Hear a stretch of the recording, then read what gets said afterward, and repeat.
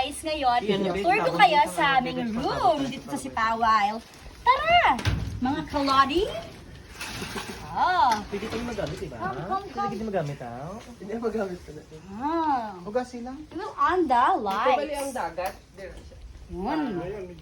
We have 4 beds, pero double deck siya. So, kasya yung 8 tao dito sa room. And then we have the veranda there. And then we have the dining area. Ang nice na kanilang mga ano, kasi very ratan siya. Oh. Ganda. And then, we have a large TV. And Wait. guys, dito kayo mga ma-amaze kasi naka-inverter aircon sila. And then we have this parang 65 inches siguro yung TV na to. And ituturo ko kayo dito sa aming little kitchen. Oh, my microwave, my ref.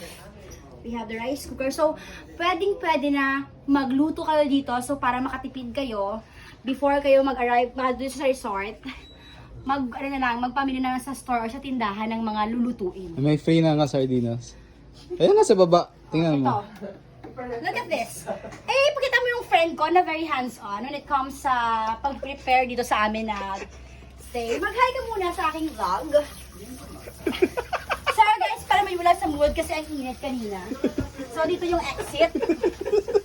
So, Exit tapos entrance ulit. Doon sa harap ang pinaka-hall nga, ano. mag-hi ka sa vlog ko. Ayan. Ang pinaka-diri ka, Ken. Doon, oh. Oh, dito. Dito makapag-relax ka.